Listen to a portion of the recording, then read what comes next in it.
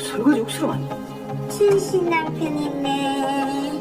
집에선 제가 다 해요, 어머니. 아이고, 뭘 하나. Menyadari bahwa dirinya telah sakit dan berkepribadian ganda adalah hal yang tidak menyenangkan. Seperti kisah Kim Ji-young, ibu satu anak ini menderita depresi postpartum dan berusaha menyembuhkan dirinya sendiri lewat berbagai cara. Seperti apa perjuangannya untuk sembuh? Mari kita melebur ke ceritanya. Kisah ini dimulai dengan memperlihatkan aktivitas ibu rumah tangga pada umumnya. Dia memasak, beres-beres rumah, dan ngurus anaknya seorang diri. Namun, apakah kalian sadar segala aktivitas itu begitu berat dirasakan oleh seorang wanita yang bernama Kim Ji-young? Scene lalu berpindah ke suami Ji-young yang bernama Da-hyun. Dia terlihat sedang berkonsultasi dengan psikiater. Apakah dia sakit? Tidak. Ternyata kedatangannya adalah karena mengkhawatirkan keadaan istrinya yang mulai berubah. 제가 먼저 알고 싶어서. Lalu berpindah ke Ji-young yang sedang mengasuh anaknya di taman kota. Dia menikmati kopi sambil duduk dengan kaki yang mengayuh stroller. Tiba-tiba dia mendengar beberapa orang sedang bergosip di belakangnya. Orang-orang itu merasa iri dengan pekerjaan ibu rumah tangga yang hari-harinya hanya ongkang-ongkang kaki sambil minum kopi hasil gaji suaminya. Kata siapa?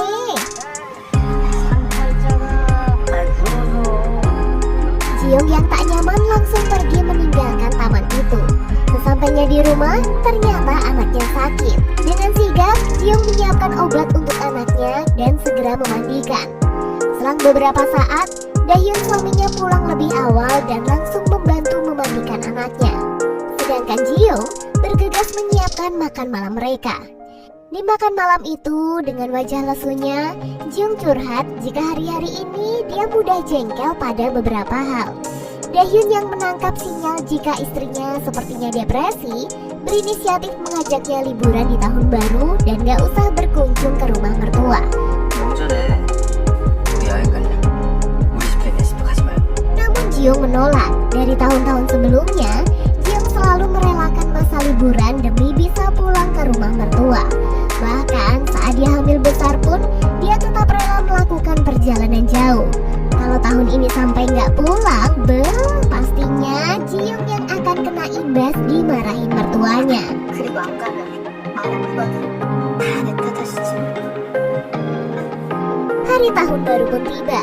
Mereka tetap pulang ke rumah mertuanya. Ternyata hari itu ibu mertua menyuruh Ji-young memasak pangsit dengan porsi yang sangat besar. 이제 만두 있지? 만두 상사라. 누구한테 주는 걸? Da-hyun yang tidak tega melihat istrinya kelelahan memasak, iseng memberinya saran. Daripada repot-repot masak sebanyak ini, kan ada yang namanya warung dan makanannya bisa dibawa pulang. Namun si ibu menolak dan tetap kekeh memasak. Karena tak tega dengan Ji-young, Da-hyun pun langsung membantu mencuci piring.